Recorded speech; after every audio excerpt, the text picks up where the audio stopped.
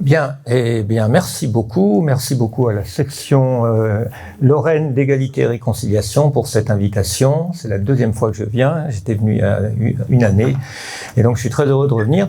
Et merci toujours à Alain Soral, que j'admire beaucoup pour son intelligence et son courage, et avec qui j'ai un dialogue très constructif depuis quelque temps sur le sujet que je vais aborder aujourd'hui. Et donc, voilà, merci à lui d'être là à côté de moi. Nous avons tous, je vais lire mon introduction pour démarrer, nous avons le sentiment profond que nous sommes dirigés par des gens qui nous veulent du mal. C'est cette conviction intime qui rassemble ce qu'on nomme la dissidence. Nos élites nous semblent animées des plus mauvaises intentions à l'égard de l'humanité ordinaire, et leurs discours sonnent à nos oreilles comme des mensonges destinés à cacher leurs sombres desseins et endormir notre méfiance. Nous éprouvons un mélange de pitié et de mépris pour ceux qui leur font encore confiance, qui s'imaginent que leur autorité est relativement légitime et bien intentionnée. Car nous les soupçonnons en réalité de vouloir nous asservir, nous déshumaniser, nous détruire, spirituellement, psychologiquement, socialement et même génétiquement. Voilà, donc c'est une intuition, je pense, qui est partagée par beaucoup de gens, qu'il y a vraiment une méchanceté de la part de nos élites, qui ne peut pas s'expliquer uniquement par un projet qu'ils auraient et qui serait dans leur imaginaire pour le bien de l'humanité, un projet par exemple de gouvernement mondial, parce qu'après tout, si un gouvernement national c'est bien, on peut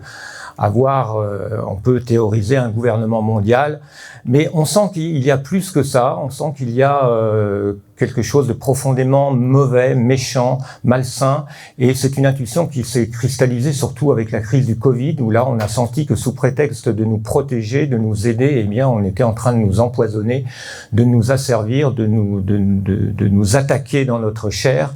Et donc voilà, c'est cette conviction qui est une intuition, on va dire, une intuition qu'il faut élaborer et il faut trouver une explication. Cette intuition, c'est une question, c'est d'où vient cette haine? Qui sont-ils?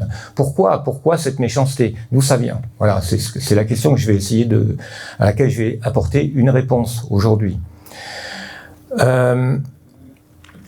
On peut, dans un premier temps, dans une première approximation, se dire que nous sommes gouvernés par des psychopathes, des gens méchants, des gens animés par une ambition personnelle dévorante, qui sont prêts à tout, qui n'ont aucun scrupule. Mais cette explication n'est pas suffisante, parce que une collection de psychopathes ne forme pas un organisme structuré. Vous voyez, un psychopathe peut éventuellement manipuler un certain nombre de gens, mais bon, s'il y a un autre psychopathe qui arrive dans le groupe, ça fait un psychopathe de trop, ils vont se bouffer les uns les autres. Les psychopathes se bouffent les uns les autres. Donc un groupe, une communauté psychopathe, ça n'existe pas. Une communauté de psychopathes, c'est un panier de crabes en fait. D'accord? Donc cette explication qu'on entend souvent, on dit on est gouverné par les psychopathes, n'est pas suffisante. Il faut aller au-delà. Ce n'est pas simplement une méchanceté individuelle qui peut expliquer ce qu'on vit. D'accord? Donc, ce qu'on cherche à trouver, à identifier, c'est pas un panier de crabes, c'est plutôt une sorte de pieuvre. C'est un organisme structuré qui a des objectifs, qui a des méthodes, etc. Et donc, on arrive logiquement souvent dans l'idée que finalement, ces gens-là sont peut-être des psychopathes, mais ils sont structurés, et donc ils sont structurés dans une sorte de société secrète, de type franc-maçonnique, de type initiatique. On est conduit vers cette explication. Ils peuvent pas être simplement des méchants individuels, ils ont un projet méchant, ils ont une méchanceté collective, et donc on imagine ça sous la forme d'une société secrète. Alors on est dans le schéma Eyes Wide Shut, le film de Kubrick. On imagine nos élites comme ça, se réunissant dans des orgies, etc. Et comme il y a cette haine, une sorte de haine du genre humain ordinaire, eh bien, on imagine que c'est une société secrète satanique. D'où cette espèce de paradigme que nous sommes gouvernés par des satanistes, des gens qui vouent un culte à Satan. Voilà. Voilà en gros la logique d'un certain paradigme que je voudrais critiquer aujourd'hui, parce que je pense qu'il est en grande partie une fausse direction, mais qui a probablement une part de vérité. Donc, si nous sommes dirigés par une sorte de confrérie initiatique de satanistes qui se réuniraient, donc qui auraient une dimension religieuse, ou alors peut-être c'est des satanistes inconscients, c'est-à-dire ils obéissent à Satan, mais en fait ils ne sont pas consciemment des adorateurs de Satan. Mais dans ce cas-là, s'ils ne sont pas consciemment des satanistes, ils sont consciemment quoi ? Si ce ne sont pas des vrais satanistes qui adorent Satan, qu'est-ce que consciemment ils sont en train de faire? Alors, je vais d'abord faire une sorte de longue parenthèse pour faire le point un peu sur Satan. Qu'est-ce que c'est que Satan dans notre imaginaire chrétien? On va pas faire le tour de la terre de toutes les conceptions, mais juste pour poser quelques bases. Parce que là, ce que je voudrais explorer, c'est ça, c'est qu'est-ce que Satan, à quoi sert Satan, donc d'où vient ce concept. Alors, ce concept de Satan, il a plusieurs racines dans la Bible, l'Ancien Testament et le Nouveau Testament. Il a des racines très diverses. C'est une sorte de construction qui est faite à partir d'éléments un peu disparates. Il y a évidemment le récit de la Genèse, le serpent, le récit du Jardin d'Éden. Donc, le serpent, c'est celui qui a tenté Adam et Ève, donc qui a causé la chute. Et dans la Genèse, ça veut dire qu'il a introduit la mort. Adam et Ève étaient créés immortels, ils sont devenus mortels, etc. Et puis, dans la pensée chrétienne, il est interprété comme la manifestation d'un ange déchu, d'un ange ou d'un archange qui s'est rebellé contre le Créateur et par jalousie et orgueil et qui a entraîné les êtres humains dans sa chute. Ça, c'est l'espèce de paradigme d'explication qui a été élaboré en fait, qui n'est pas dans la Bible. Vous ne trouverez pas ça dans la Bible, ni dans l'Ancien Testament, ni dans le Nouveau Testament. Ça date plutôt du 1er siècle et même plutôt du 2e siècle de notre ère. Donc, c'est quelque chose qui a été élaboré par les théologiens chrétiens des premiers siècles.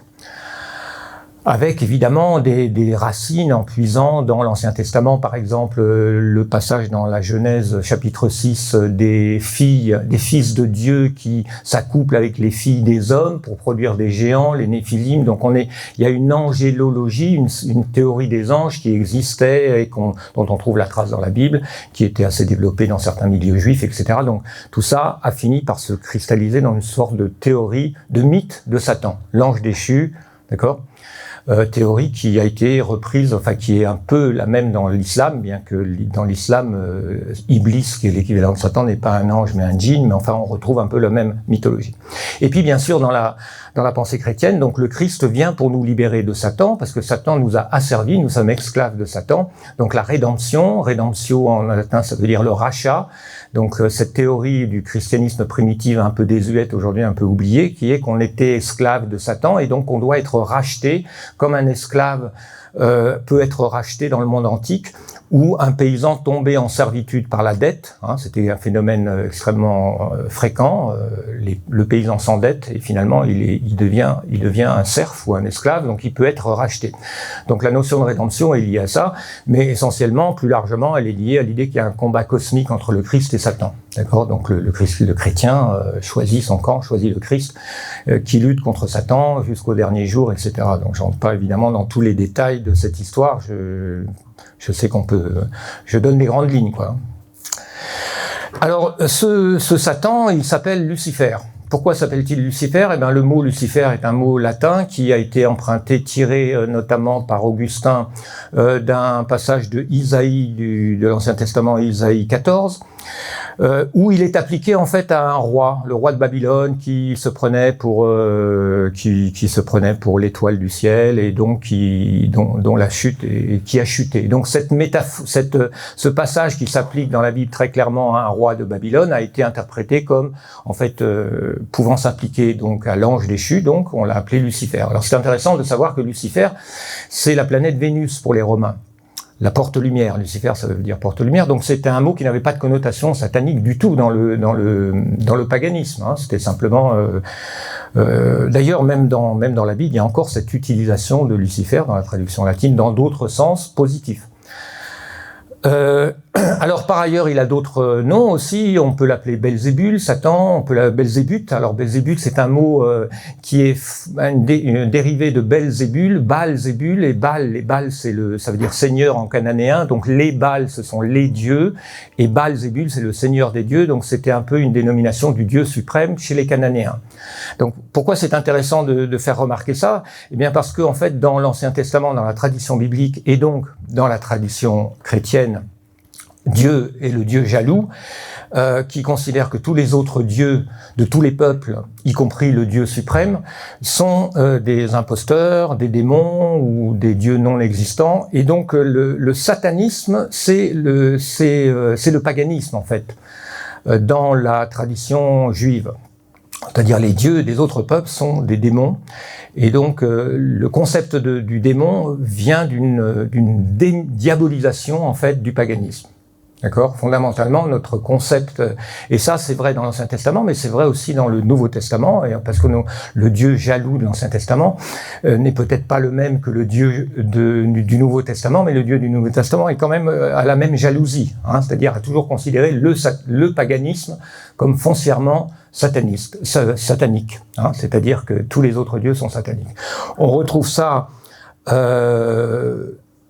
dans beaucoup de... si on pense par exemple à la rumeur, parce que pour moi c'est une rumeur que j'ai critiquée dans un article, la rumeur du Bohemian Grove, on a typiquement cet imaginaire d'une société secrète d'hyper riches qui adorerait un dieu païen, qui serait Moloch ou Baal, bon, il y a plusieurs versions, mais on est typiquement dans la diabolisation du paganisme. C'est-à-dire, si c'est un dieu païen, c'est forcément Satan d'une manière ou d'une autre. Vous voyez ?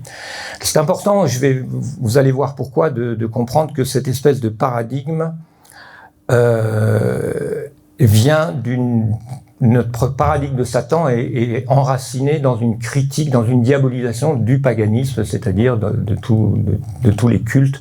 Quand on dit paganisme, déjà, en soi, c'est un mot inventé pour critiquer les religions pré-chrétiennes ou non chrétiennes. Païen, ça veut dire paysan. Donc c'était une manière de dire que c'est les gens de la campagne, les incultes, les ploucs qui adorent les dieux non chrétiens. Vous voyez ?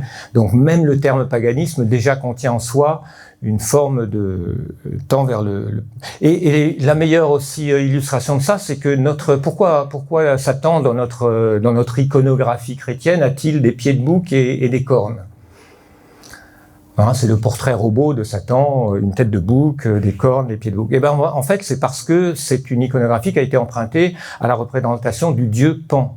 Donc c'est un dieu romain, grec d'abord, qui est le dieu des bergers, le dieu de l'Arcadie, d'un pays de bergers. Donc c'est un dieu, un peu musicien aussi avec sa flûte de Pan, etc. Donc c'est un dieu, alors c'est pas Dieu, hein, c'est un dieu qui a son histoire, sa mythologie, qui est un peu sexuel aussi, etc. Donc c'est cette iconographie qui a été plaquée sur le diable. Notre image du diable, elle-même, vient du paganisme, hein, du regard chrétien, judéo-chrétien, on va dire, du paganisme. D'accord ?